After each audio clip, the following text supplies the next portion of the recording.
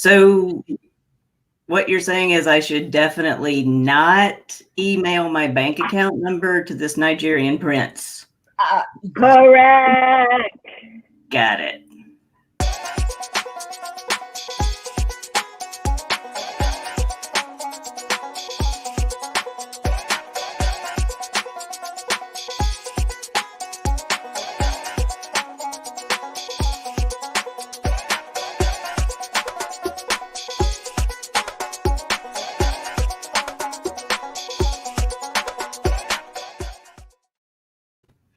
Good evening and welcome to For Your Reference, brought to you by some of your friendly neighborhood librarians here at the University of Tennessee in Knoxville. So before we get started, let's remind everybody who we are. This is episode 2. Ingrid, who are you? Oh, who am I? That's a question I ask myself often. But in this domain, I'm the head of the Learning Commons and amateur sleuth. Ooh. Like it, Casey. I am Casey Fox. I'm Director of Advancement. All right. And I am Robin Biedenbow. I am in charge of marketing and communication here at the libraries. And to be clear, I know better than to send my bank account number to Nigerian princes over email. Well, I would hope so, seeing as you co-host the show, the major themes of which include media and information literacy and methods of fighting the lack thereof. Well, this isn't a new thing. It didn't start with, the spoof emails getting people's information. Definitely didn't start with the type of news that we have today. It's been around for a long time. We have yellow journalism, propaganda, and there's probably something on the walls of Pompeii telling you about the fishmonger. And so, it's ancient. It's been here since before we arrived. Yeah. And there are a lot of smart people out there who are, sort of trying to bring their expertise to bear, fighting against misinformation, disinformation. And I guess one sort of category of these people will be, the public intellectual. And my question to both of you is, when you think of the term public intellectual, who comes to mind for you? Like Roxanne Gay or... Mm-hmm. Yeah. Well, Cornel West is someone who pops into my mind. A lot of people who are columnists for the New York Times and the New Yorker, people like that.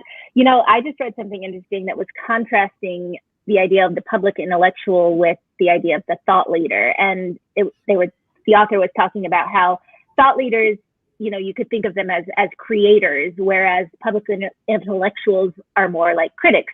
And so I really like this because they can help. I think an important role of the public intellectual is to help us as a culture evaluate, understand, process current events, as well as putting them into a historical context. Right. I agree. And we have some very special guests with us tonight to talk about sort of bridging that gap between intellectuals, academics in this case, and the public. And we're going to be doing that in this segment we call Reviewer 2.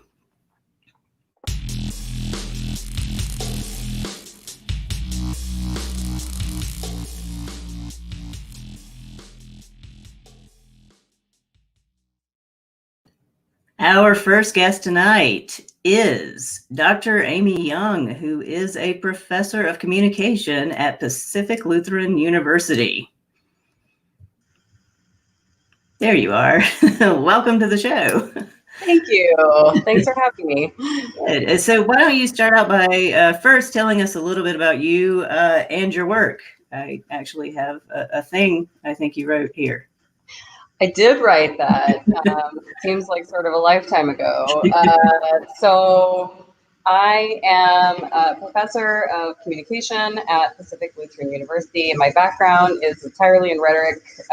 All of my degrees from my bachelor's on were in rhetoric, and so I'm invested in questions of how we talk in the public, and I'm interested particularly in how experts and intellectuals intervene in public space and in public discourse and in mediated spaces, and how those interventions can circulate more effectively, how we, those of us who are interested in being intellectuals who talk about things that matter to larger public, how we can kind of style the way that we approach our own rhetoric and the way that we communicate and carry ourselves in the sorts of spaces we show up in, because I think a lot of those things are frankly breaking bad academic habits.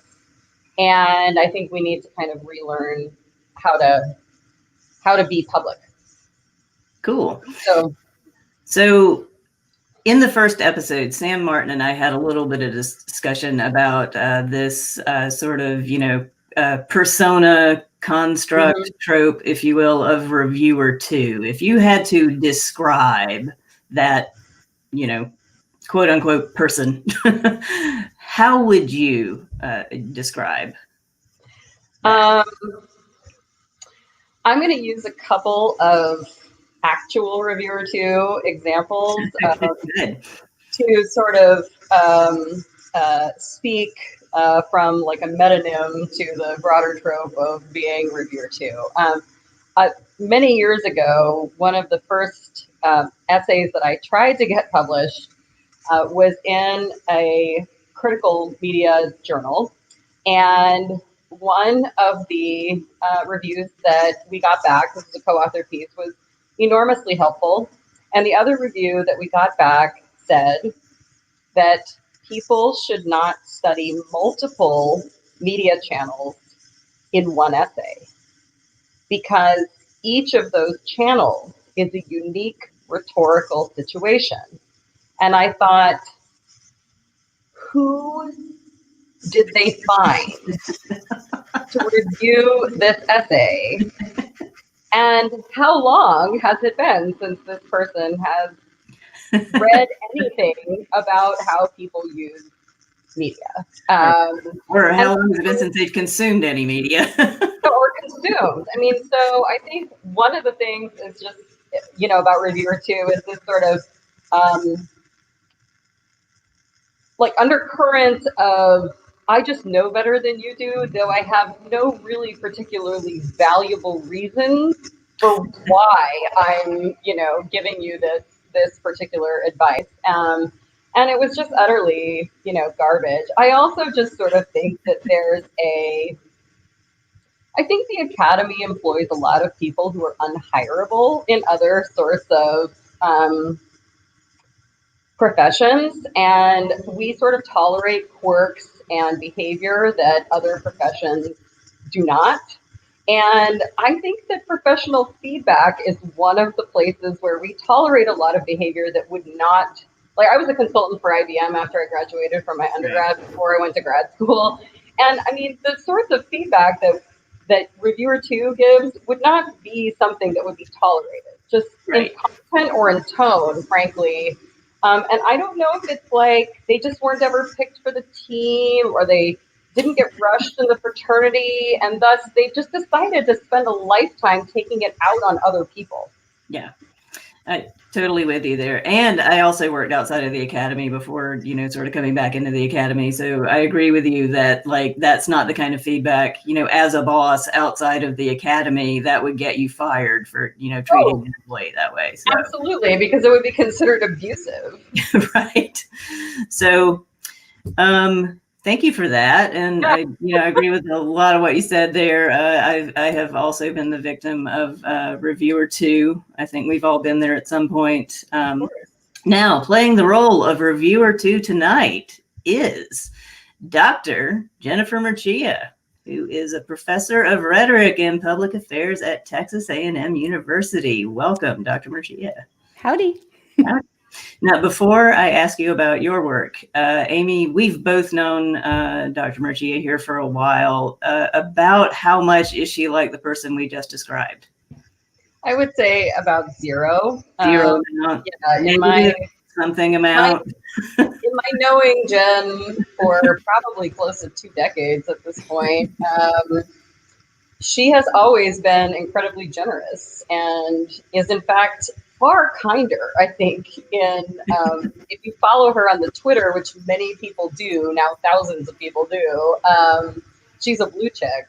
She's much nicer than I would ever be to many of the people who try to engage her on the interwebs. Yes, agreed. But we could spend all night talking about how great Jen is, but let's give her a minute to talk about her own work. And you've written a few things, but I think this is your latest thing. You want to tell us a little bit about what you write about? Yeah, so I am also a rhetoric professor at Texas A&M, and I study issues related to democracy and communication. So I've written about citizenship, I've written about presidents and why we think they're heroes, and then that book there is about Donald Trump and why he's more of a demagogue than he is a president, and how he used rhetoric to manipulate his way into the White House. And I hope to move on and not write about Donald Trump in the near future. All right. So, well, I want to get into the meat of our conversation tonight. So we're going to give you a question. You two are going to talk for a little while, and then I'll pop back up eventually when you see me come back. It'll be just about time for Q&A. So the question, as we're posing it to you tonight, is how can scholars reorient sort of the concept of their work and their audience to more effectively engage the public? So with that, I'm going to go away. Have fun out there. So we should start off by saying that Amy is the one who is the theoretical expert on these questions. So she's going to take the lead. I'm just someone who does some public scholarship sometimes, but she's the one who knows the stuff. I think you are selling yourself short, so I think we're a good compliment. And recently we actually tried to answer this question, sort of, on the pages of Rhetoric and Public Affairs for a special issue that is coming out sometime in the next couple months, I think. I think it's the first issue of 2021. And I had to re-familiarize myself because we wrote the final one in August, and many things have happened since August. And I think like 10 years ago. I might have killed some brain cells since the last time we talked about how to orient our work to more efficiently engage the public. But some of the things that we talked about, and we should feel free to just sort of trade off here, are the kinds of activities that we see folks already doing, right? And so recognizing and helping to normalize, maybe in a way, doing public scholarship and the value and the good of public scholarship. And I mean, Jen is a great example of this. We have a number of people in the field, broadly in communication, but in rhetoric in particular, who do a lot of public work, whether they're interviewed by a popular press outlet or a non-academic press anyway outlet, or they're doing other kinds of media appearances. I think there's ways that people are already doing that sort of work, and I think that the more visibility that work gets, the more sort of normal it seems, right? I don't know how you feel about that. Yeah, absolutely. I don't think most people know what professors do, like what their jobs are. I know my parents still don't know exactly what my job is. But yeah, I mean, we're evaluated at my university anyway, primarily on our research productivity. So that is limited to the articles that we place in scholarly journals and other kinds of publications that are peer reviewed by other scholars. Next to that is teaching, and then service. So sitting on committees and, working for the department in the university and the discipline. And, there's no room in that evaluation criteria for doing things for the public, which to me, seems really wrong. I don't know about you. I think yours is a private university, but mine is a public university. And so, everything I do should be in some way benefiting the public, I would think, because the public is who pays my salary. And yet that's not how I'm evaluated in terms of, whether I'm doing a good job or not. So, I spend a lot of my time engaging with the public and trying to teach, the public, whether it's through social media or through appearances or writing or whatever. And, I'm constantly trying to teach what I teach in my classes and my scholarship to the public as much as I can, because I think that I owe that to them. Yeah. I think it would be hard to be somebody who's compelled to do rhetoric and not feel like you owed the public any sort of, right? I mean, if rhetoric doesn't matter now, it just can't possibly matter at all, right? I mean, if the events of gestures wildly around, have taught us anything, it's that rhetoric matters. And I think part of the issue, and I said this in the opener, is just unlearning some bad academic habits too. I think that finding a foothold is really difficult for a lot of people. It's difficult to navigate how to get started if you want to do publicly engaged work. How do you find a venue that wants to hear from you, right? How do you make a network for yourself? And then how do you write or speak differently? Not because we're operating under the assumption that we need to dumb things down. We don't, but operate under the assumption that there is a better sort of public lexicon that isn't ours necessarily, that sits on the pages of journals. And I think that when you and I were writing this thing that, we're sort of ironically is going into an academic journal, but one of the things that I think we tried to do was to model the sort of writing, even for a journal, that would have better accessibility if it were circulated in a broader audience. That's right. Academic writing is terrible. It's awful. It's awful. And tortured prose. Yeah. And, I think reviewer 2 makes it worse sometimes. And it's, it makes it difficult, and especially if what you're evaluated on, and certainly, our evaluation criteria are the same. But I think that my institution, because it's a liberal arts institution, prioritizes teaching over research. But, a lot of institutions don't don't make, don't put value on. I think they get value, like Texas A&M most certainly benefits from your visibility and your work publicly. But ironically, of course, they don't. That's not what they want to hear about when you're going up for promotion to professor. Yeah, that's right. There's parts of my university that are ecstatic, right? So the people who work in marketing and communications for my university, for the chancellor's office, even for the whole system of Texas A&M, they like the work that I do and that I get mentioned in the media and things like that. But yeah, it has absolutely nothing to do with anything that I'm evaluated on. And when they do think about, because I sort of force them to think about it, they think of it as service, not as scholarly work or even as teaching. Yeah. And so I think it's difficult. I think it's difficult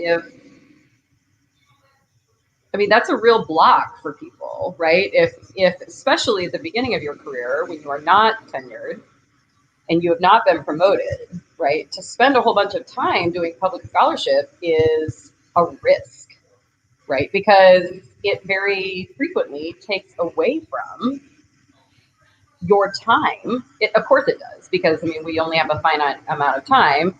It takes away from the time that you supposedly ought to be spending doing real scholarship, right? As opposed to the sort of work that that you do or that I do or that other people do that is more publicly oriented.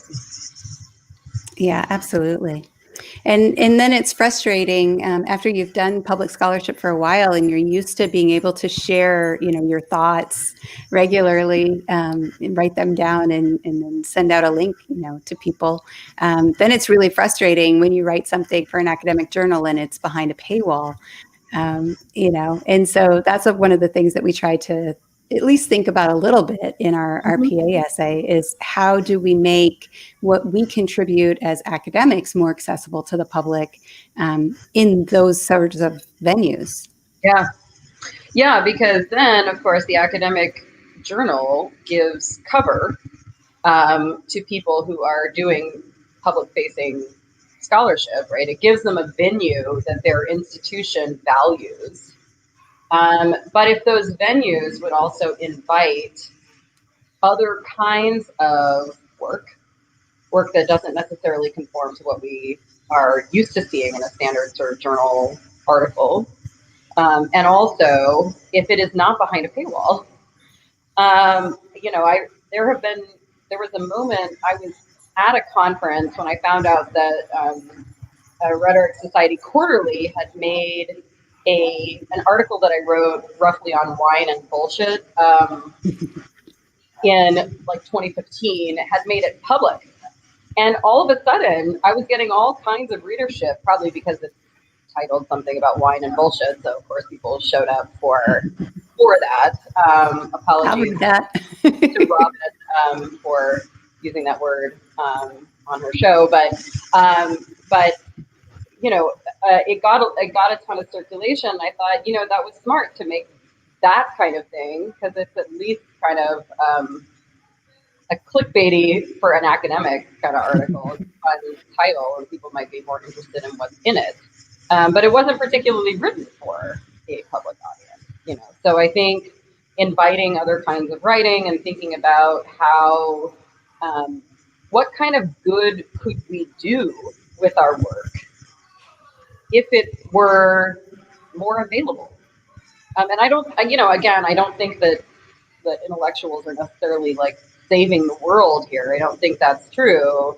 There are lots of people who do activism in all kinds of ways or who are intervening in lots of important ways. But this would be one more kind of that, right? Yeah, absolutely. Absolutely. So one of the ideas that we had was maybe, even in academic journals to try to bring in readership, really, that they could make one of their articles open access for every issue. And that, over time, those would, compile or aggregate into an entire collection of open access, peer-reviewed, articles. And I think that that's kind of, a really cool idea in terms of being able to engage the public and make research available to people because, it's incredibly frustrating, whether it's a media website or whether it's an academic journal website, to publish something and then no one can read it, or to do an interview with someone and then no one can read it because you can't even really post it because everyone will just be like paywall. I get a lot of that. Right. Yeah. And I mean, I think that's both a matter of what kinds of things count and also how we count things. So, one of the things that we also talked about was, H-index scores and impact factors and these kinds of things that are important or considered to be important metrics. They're used as ways to evaluate the weight of the work that you do and the venue that is publishing that work. And that is probably in this era a kind of lousy way to count impact, right? In my mind, if you have something that has been circulated thousands of times by interested people in spaces where it's going to create conversation and lead people to kind of ask questions or think think about something differently, that has an enormous amount of impact. Why are we so reticent to reinterpret what we mean by impact, right? Yeah, absolutely. Yeah, it's one of the things that I'm really excited about with my library is that they have, and I don't know, frankly, the rules about why this is legal, but they have a repository through the library where I can upload, I think, anything that I've published, and they make it open access. And I don't know how that works, but it does work. And so I have uploaded lots of my stuff. And so then I can share it, and people can read it. And I feel good about that. And I think, it's been a particular project of some of the people who work at the university to make that kind of stuff available for people. And I've been really grateful because, again, I want people to read what I write, and it just makes me crazy when it's behind a paywall. Yeah. Well, I mean, we think about the amount of readership that any particular academic journal has and how often you really sit down and do a whole bunch of reading in those journals, unless you're using them specifically for some other sort of research project. The reach even in the field is limited, right? Oh, yeah, it's very small. I mean, we like to think that we're doing all this important stuff, and then it's like 5 people read this. People have read it. Literally 5. Literally 5. And probably half 5. of those people read the abstract, and then they were like, well, that's enough. And then they got it. got it. They didn't read the rest of it. Yeah. Yeah. No, I don't know how your library does that. That feels magic. I kind of don't want to know, because then maybe I would know too much. It's important to not know everything. Right. Magic. Hey, I'm back. Hey. Hello. And being a librarian, I thought this might be a good time for me to cut into the later conversation. To join in. Help explain it to us. Yeah, because one of the things, and it's not just your library. I'll say this, Dr. Mercieca. It's because we do this at the University of Tennessee too. Amy, I cannot speak to Pacific Lutheran. You do not do this, so I do not know. But a lot of universities have institutional repositories and have, and if you're an academic and you're listening to this, please look on your library's website and see if you have someone who is referred to as your scholarly communication librarian. Because they're going to be, there's a whole team that does this at Texas A&M. And since I used to work there, I know this. But institutional repositories are usually set up because what libraries want to do is make sure that your work is available. And it varies how they're able to get particular articles in. Some librarians will work with you on that agreement that you sign with your publisher so that you retain some measure of your copyright. This is, of course, condensing a whole lot of information into like a minute or 2 here, so that you can retain some of your copyright, so that at least maybe you can put your author's final draft up. So like it's not going to be typeset the way it would at the journal, but all of the information is basically there. So anybody who wants to interact with those ideas can do so through your repository. So that's how that works. Very cool. I'm trying to take a note on my phone while you're talking about this without looking like I'm doom scrolling Twitter or something in the middle of this conversation. We had talked about doing a panel. I'll email you later and we can discuss that and this communication stuff. Okay. And before I get into any questions for you two, I do want to thank you, Amy, because I feel like there was a subset of our audience who had placed bets that I would be the first person to cuss on this show. Oh. And it wasn't me. Ha. No, almost. So, but your audience doesn't know me. So, yeah. But you're welcome. They know me, though. So one of the questions I have, and Jen, you're one of the unlucky people who got to read my dissertation. And as you know, one of the chapters was titled Lies, Damn Lies, and Impact Factors. See, there, I'm the second person to cuss on the show. But metrics. So metrics are one of these things that make me a little crazy, because a lot of the ones that we use to gauge productivity, we in the disciplines and in departments, because that's the interesting thing about academics too. You're dealing with this dual institutionalization, right? You've got your discipline of communication, and then you've got your department you're dealing with at your home institution. How do we really decide which ones are important? Because I feel like things like impact factors, which are not all they're cut out to be.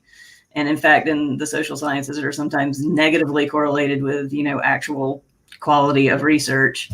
Like, how do we figure out which of those metrics are important? I feel like we rely way too much on these numbers and not enough on human judgment. It's like we're trying really hard not to use our own judgment to determine whether, like, Jen's book is any good or your book, Amy, is any good.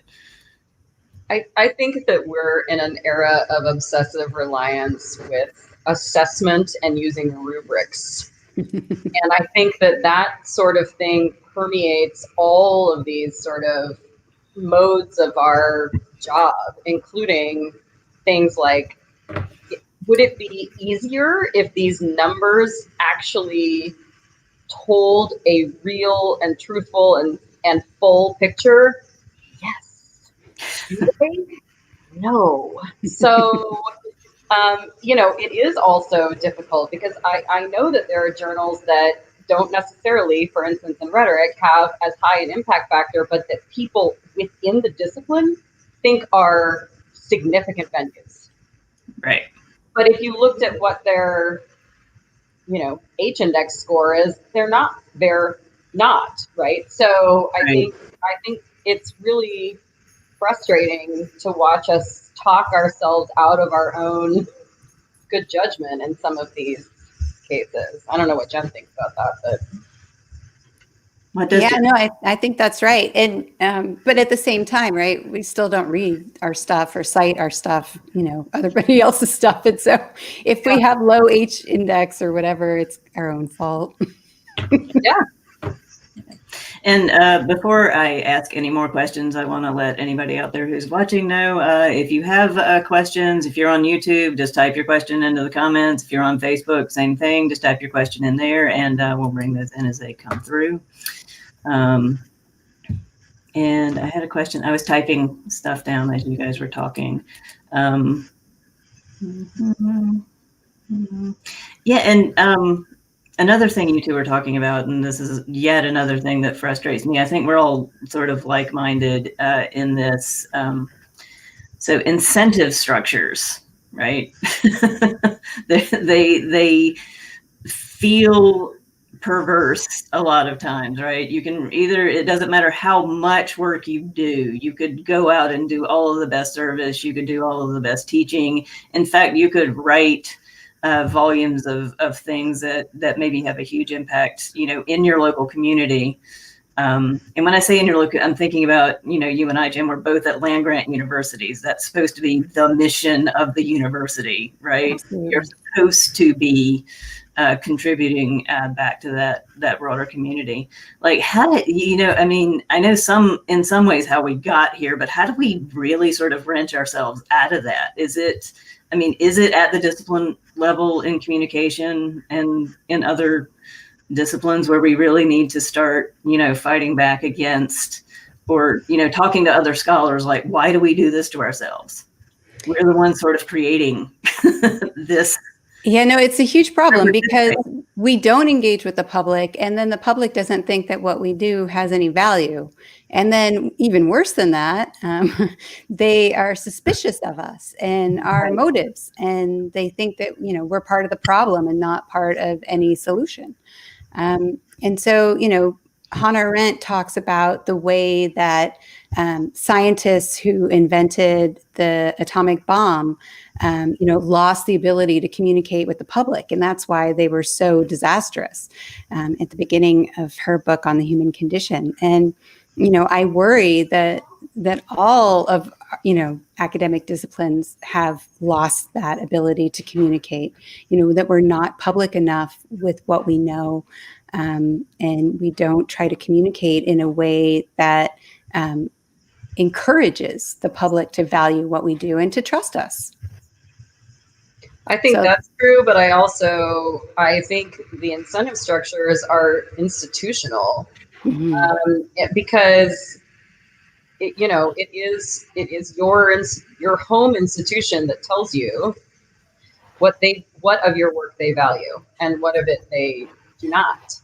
And they tell you that by means of tenure and promotion structures, right? And that those incentive structures make it so that people like Jen can show up in the Washington Post a zillion times or whatever, but her institution doesn't say that's of value. So she also has to be doing the sort of work that you brought up in the very beginning with her book.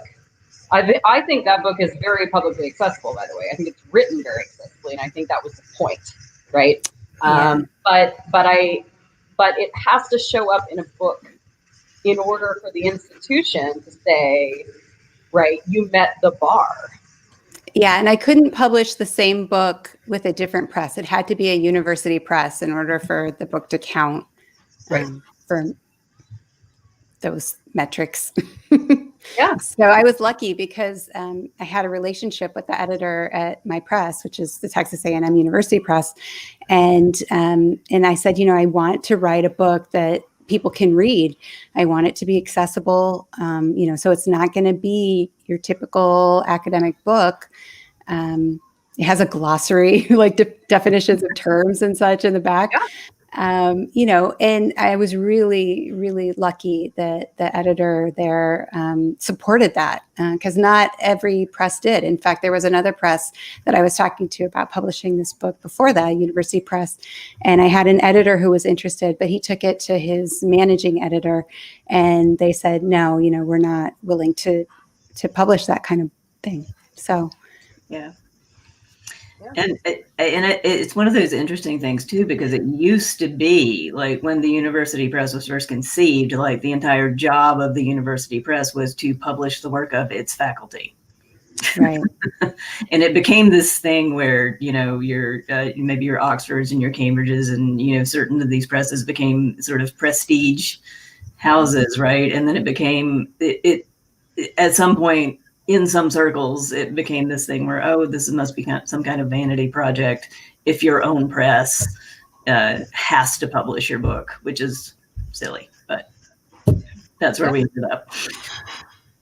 Yeah, but I mean, I think about that, and the sort of, depending on where you are, those incentives, the structures of your incentives are pretty hard and fast, and in other places they're not. I mean, PLU, for instance, tenures and promotes on the basis of the Boyer model, which understands that there are 4 different types of scholarship, and among those can be scholarship of integration and scholarship of application. So people who are doing work that integrates the sorts of things that they teach about,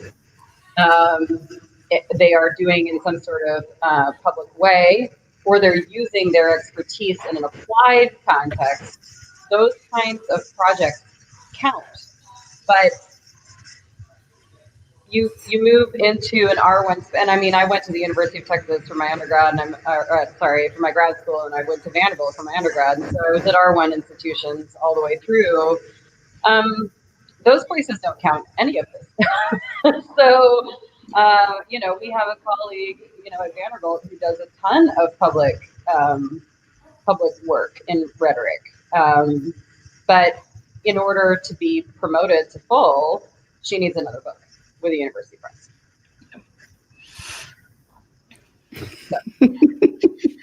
So I think we're running up on time here. I have one more question, and I don't know that you'll be able to either of you will be able to answer this. So I love the idea of, you know, scholars. Obviously, I'm a librarian. We're all about open access. You know, you're suggesting one article per issue should be available to the public, and my question would be, why not all of them? And there are a lot of reasons. Baby steps, I think you do have to take in certain cases. But one thing that sort of troubles me as I look at, you know, our current landscape is there is, and we've hit on this a little bit, you know, where there's this distrust of academics and a distrust generally of experts.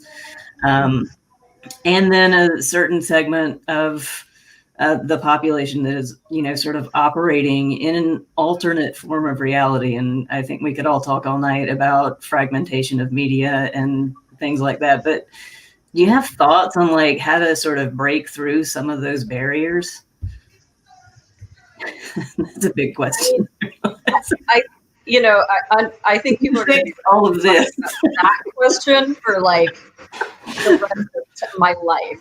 But one of the things that I think that Jen does really well, so I'll just brag on my friend. I mean, I'm reviewer two here for a second. I think that I love the fact that she has created flashcards for her glossary of terms, and that one of the things that I think is really significant is repetition. And I think when we're doing scholarship for each other, we skip over a lot of the sort of basics.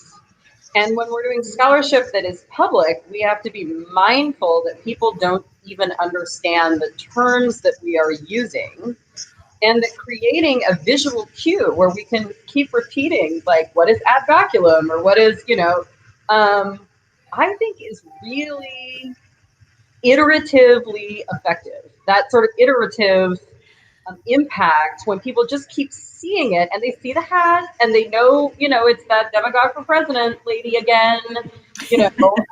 For sure. I think that is it has become kind of a brand of that book, and therefore the work that went into that book. Yeah, I stole that idea, by the way. It wasn't even mine. Jason Stanley, who, you know, writes about fascism and propaganda and, you know, really good stuff. I think his press had done flashcards for how fascism works, and he uses them on the internet. And so I thought, well, that's a good thing. And so I got my press to do it too. But people love those cards. I mean, I feel like I use them too much, but I don't. People are always like, they see them and they're like, whoa, I want some of those. Can I get them? And sometimes I see people like have downloaded them and they're like deploying them on other people's tweets and like calling out fallacies and whatnot and trying to explain stuff to them. Which is a real joy, you know, to see that happen. So yeah, I really think I stole that idea, but I think it was a really good one. Yeah, I love that idea. And like, I love, you know, people who take, one of my favorite things about, you know, the fallacies, or one of my favorite memes on fallacies I've seen is, you know, taking referees in football games and like using different signals. And it's like, that's perfect. Because, you know, even people who might not be interested in that to start with are going to be like, what's going on here? And maybe they'll learn a little something, right? Yeah. So we have taken up a lot of time here. I've taken up too much of your time asking you questions, and now we're going to have to move on to our next thing. Thank you both so much for joining us here tonight. I've really enjoyed this discussion. I believe our audience has too. And yeah, we'll hope to see y'all again maybe some other time. It was a pleasure. Thank you. Yes, thanks for having us. Yeah, and so now we will be heading to our next segment where you'll be learning a little bit about how to evaluate information for yourself. And that segment is called Check This Out.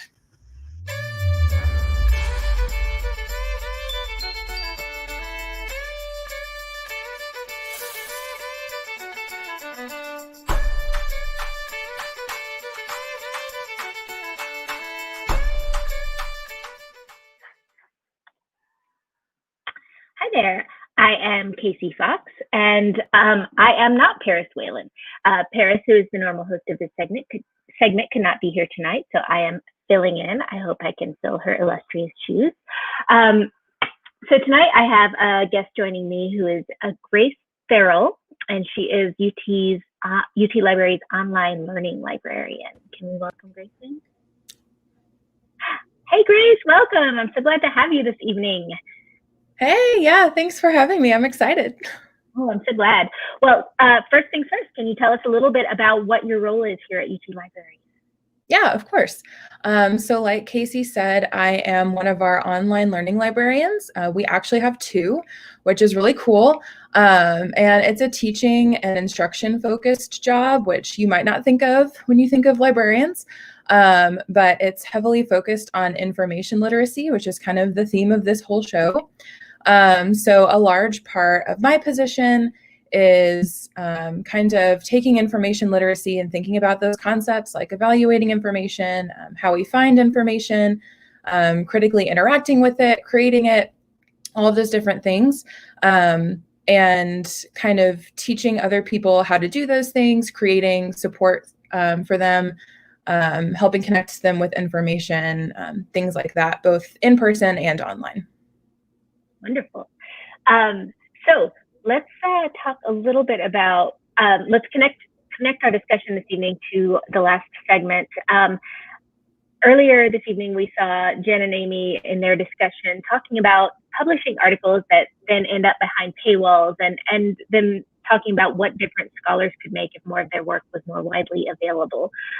Questions like this about access are very relevant to your work. Can you talk a little bit about what the idea of information privilege, what it is, and what are some of the roadblocks that libraries experience when it comes to public scholarship? And then also, how does this affect library users? Yeah, all the things. Amy and Jen didn't specifically pull out the term information privilege, but it's definitely related to all of this. So essentially what information privilege means in a nutshell is pretty much who has access to information and why they have that access. So essentially the people who create information and who disseminate that information out to other people have a certain level of power. And sometimes you're able to access information, sometimes you aren't. And this can apply to a whole host of things, really, like health information as one example. And what we're talking about tonight is scholarship, and I think we really see it in scholarship with those paywalls, like you mentioned. So I'm sure you've had this happen, and maybe in some of your schooling or even just in normal life. I've had this happen. I'm sure people in the audience have had this happen. When you go and you're researching, or you're even just looking up a topic on Google or something, and you see that an article exists, whether it's a long article, short article, or maybe you don't even know what kind of resource it is, and you see it and you're like, oh, this looks really cool, I'm going to click on it. And then you click on it and Google says, hey, great, give us $50 and we'll give you this information. And that's a real problem when it comes to scholarship. I think traditionally scholarship can be exclusionary. It's written by scholars for scholars. Jen and Amy talked a little bit about like the tone of pieces and like academic writing, and that's one part of it, but also the access part, right? So when it comes to information privilege, scholars are the ones who have the privilege to read and then use and comment on that information. It's like this very tightly knit circle. And so you have to pay money for that. So if you're not affiliated with a college, university, institution, research place, whatever it is, you might not get access to that information. And this can definitely be a problem. One of the ways that libraries kind of handle this, which Jen and Amy mentioned, is open access. So sharing articles that are open access, encouraging people to publish open access so that you're able to read their scholarship is one way. Another way can just be, encouraging people to interact with each other and talk about scholarship in these more public forums, and sharing information in a way that can be accessed by other people. Wonderful. And so how does your work and the work you do contribute to this, help with access and enable not just students but the broader community as well to access this kind of information? Yeah, for sure. I think one way, just, at a baseline, because I'm an online learning librarian, a lot of my job focus is on things that are online. So, a large part of my job is connecting people to information online. And that can be, offering alternatives if, if a member of their community needs information on something and they're not, they don't have a net ID, they're not a member of UT, being able to find them alternate options when they ask for help. That's definitely part of my position. And also highlighting some of those open access or other channels of information in my teaching and classes and the workshops we do, in our online learning materials, all of those different kinds of things. Those can be ways that I specifically can help people get access to information. But I think another thing that's really important is honestly just the teaching aspect of it, and making people aware that the power imbalances exist when it comes to information. I think a lot of people don't always think about that. You type something into Google and you can access it immediately most of the time. Depending on who you are, where you are in the world, again, the privilege aspect. And I think a lot of people don't think about that. And when they come across scholarship that they can't access, they're like, oh, there's a paywall, I can't access this. What's the problem? But they're not always able to connect those dots. So being able to talk about those things in classes is really, those are conversations that I really enjoy. I love talking about this with students. A lot of our librarians talk about this with students, which is really great. And I think another thing is also just not only talking about that privilege aspect, but also talking about other ways of creating and disseminating information. Amy and Jen talked about in their segment, they were saying, how sometimes public scholarship isn't always popular for a lot of different reasons, but that people just don't go that route, and it can be hard to know how to get into that. And obviously, I can't tell you how to start, writing public scholarship in communications or in rhetoric or in any other discipline, because that's not my job, that's not my field. But I think using examples of public scholarship in classes when we're talking about research, when we're talking about, evaluating information, all those different kinds of things, normalizing those different kinds of information sources.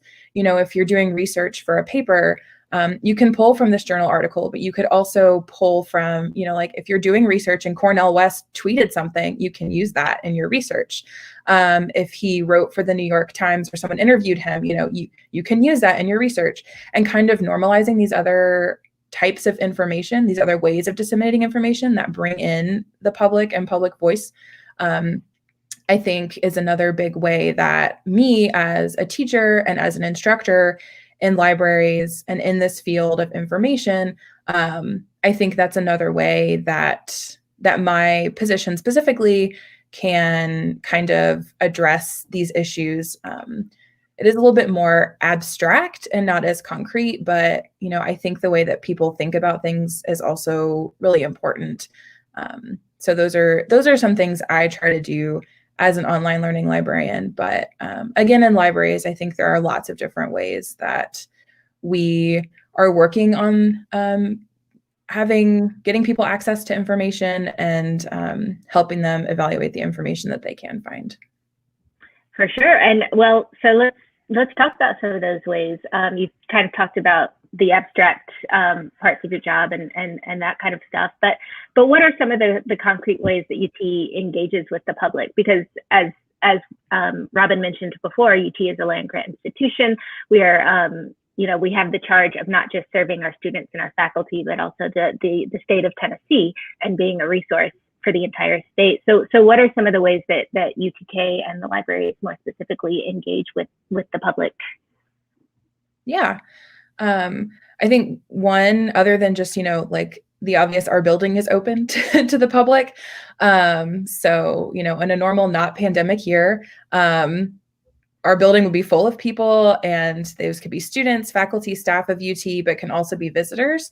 So just the fact that our spaces are open, I think, is huge.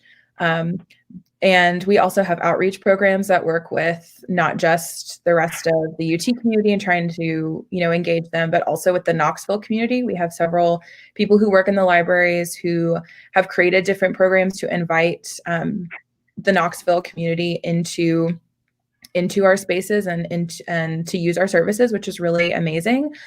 But we also have a lot of, online offerings, which I think when we're talking about reaching the whole state of Tennessee, right, we probably can't invite the entire state of Tennessee into our space because it's just not big enough. But for sure, we have a lot of different online options that we use in the libraries to engage the public. One of those I mentioned a little bit ago, kind of anecdotally, which is research help. So if you're researching something, if you have a question, you can always ask a librarian. That service is not just for students or faculty or members of the UT community. That's for everyone. We have a link on our library website. It's on lib.utk.edu. You can chat with a librarian and we can help you find information for basically anything, any question you have. And especially if you're not a member of the UT community, if you're just a member of the Tennessee community, the Knoxville community, wherever you are in the world, and you just want help from us, you can get it, and we can connect you to information that is not behind a paywall. We're experts in finding information, and we can find those kinds of things for you, and we can offer support even if you do not have a UT Net ID, which I think is really helpful. Another thing that we have are different teaching tools. So we have things like research guides and different tutorials that can help you work through the research process, that can help connect you to information in a specific discipline, a specific subject, specific topic. So those kinds of things are really good at reaching larger audiences as well. And then finally, obviously, we use social media. I don't know how many people in the audience found us tonight because of social media. We're streaming on social media. The libraries has an account. We also have, obviously like events like these to connect with people and connect them to information. So I think the libraries does a lot to engage the public. And I think we're doing a lot and are continuing to do more. And I think that's something that all of us are really enthusiastic about doing.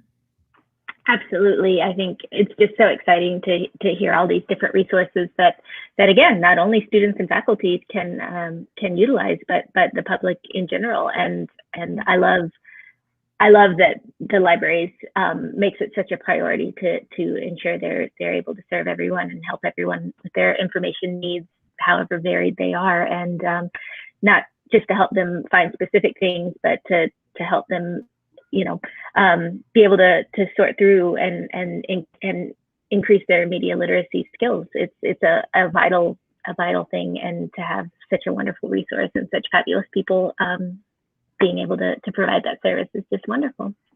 Well, Grace Farrell, thank you so much for being here this evening. Again, Grace is an online learning librarian here at UT Libraries, and we are so happy to have her tonight. Grace, thank you. Yeah, thank you so much. And on to our next segment with Ingrid Ruffin and her stories from the stacks.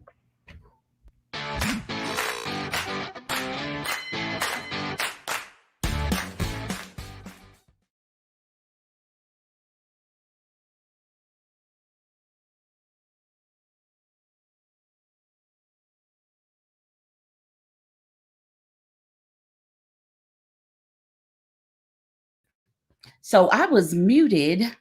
Thank you all. So welcome everyone to Stories from the Stacks. This is the segment where we talk about all the things. I am Ingrid Ruffin, Chief Shenanigan Provocateur, and tonight we're going to discuss the who, what, when, why, where, and how of that mythical creature, the Centaur of Volus at the University of Tennessee. Tonight's guest is Chancellor's Professor Beauvais Lyons from the School of Art. Professor Lyons is the self-appointed director of the Hoax Archives and has taught at UT since 1985. He is also a connoisseur of fine headwear. Beauvais. Thanks, Ingrid. Some questions for you. What or who is the Centaur of Valles? How did it get here? Why do we have it? Where does it come from? When did we get it? And who orchestrated its acquisition and how? The people want to know. Tell us the story. Glad to share that story briefly with you. The centaur we have in the library is one of 3 centaur burials discovered in 1980 by the Archaeological Society of Argos Astraiko, 8 kilometers northeast of Volos, Greece. And our centaur is the largest adult male centaur in a university library in North America. Did you know that, Ingrid? So it's there with a text panel that asks viewers, visitors to the library, and maybe we can bring up, we've got a couple slides here, we could show it. It asks visitors to the library, do you believe in centaurs? And so you can see the centaur burial here with various ceramic burial shards, and on the back side is a text panel which describes the excavations that brought the centaur to the University of Tennessee.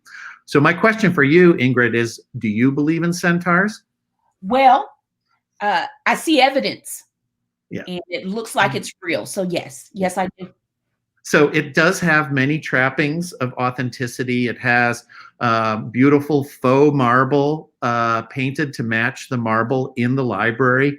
The end panels are hand painted to look like the oak furniture. So those should be signals to encourage people to question the authenticity of it. And you know, when you come to the library, just because something's in the nonfiction section of the library doesn't necessarily mean it's true. And the truth be told, and people, this is a head scratcher, but the centaur was brought here by a committee of faculty, many connected to our university studies program. And I gave a talk to a graduate seminar in life sciences at the invitation of Neil Greenberg, professor of ecology and evolutionary biology, and his colleague, Susan Reichert, former chancellor's professor. And they asked me to talk about science fictions. And I presented the centaur. And Neil especially was interested in the centaur. And we developed a campaign to acquire it through private donations and bring it to the centaur. And at the time, Paula Kaufman was dean of the library. She went on to the University of Illinois. And she took great pride in having brought the centaur to the library. That's over 25 years ago. But there's another slide to show you because it's actually made by a former faculty member at the University of Wisconsin, Oshkosh, named William Willers. And this is in the early 1980s when he made the display using a retired human study skeleton that had been used in a study lab on anatomy and a Shetland pony skeleton. And so he exhibited it for several years in the Midwest and then contacted me. At the time, I was generally known for my work in mock archaeology, and having an opportunity to bring such an interesting work to campus. A major collaborator on this was Bob Cothran. He's a retired professor of scene design for UT, and he painted the faux marble and the illusionistic end wood panel. So people are encouraged when you come to the library, spend a little time with the centaur and ask yourself if you believe in centaurs. And just to connect this to the stories from the stacks, this centaur has been written about in a number of publications, and one I'd like to highlight here is Adrienne Mayer's The First Fossil Hunters. And she argues that in the ancient world, when ancient peoples encountered fossils, that these were the source for their imagination for the Cyclops. So a mastodon with a large navel cavity was a Cyclops skeleton. The griffin resembles dinosaurs and so forth. So it's a wonderful example of a kind of fertilization of art and science, of history, truth, imagination. And that's what a library is for. It's a place for discovery. It's a place to ask yourself questions. Okay. So how did you all come up with the story? Or was it a part of it? I'm sorry. So the story was originally developed by Willers. We basically took his project and built and designed a case for it. It was constructed by Marty Cook, who used to work in the Clarence Brown Theater. He's a master carpenter. And so we had to adapt his project for display in the library. And it used to be near the special collections section of the first floor. Now it's on the reference side. But it's a great place. I think of the library as a kind of temple to learning. And so having the centaur there is a way of sort of extending its meaning and significance. Okay. All right. I really appreciate you telling the story. So I guess it's sort of like, so you asked me a question, do I believe in centaurs? And the evidence was presented there for me, you know, because you've presented essentially a centaur. So someone's learning something new about centaurs today. That's pretty cool. But is it real? I guess. Well, yeah. It does take physical form. So, I mean, think of a novel that presents a work of fiction that could also touch on something very truthful about the human experience. So even works that are fictitious can speak to something that's real and something that's true. So there's many places to make discoveries and find knowledge within a library. And the centaur is just a conversation piece that helps some people connect to that quest and that journey. Okay. So it's kind of like you can believe what you see, but you should probably ask more questions before you build up stories around it. Right. Well, that's certainly an aspect of it. I mean, think of the things we've learned when we've been deceived and when we have that aha moment. You know, you ordered those X-ray glasses from your cereal box, right? Mm-hmm. And when you got them, they didn't work the way you imagined they would. Or so it's about experiential learning as well. Okay. And that's definitely one of the goals here at UT is learning from experience. Right. So I really appreciate your time with me, Beauvais, and you've given me a lot more food for thought. Well, thanks, Ingrid. It's great to speak with you as well. Yeah, thanks.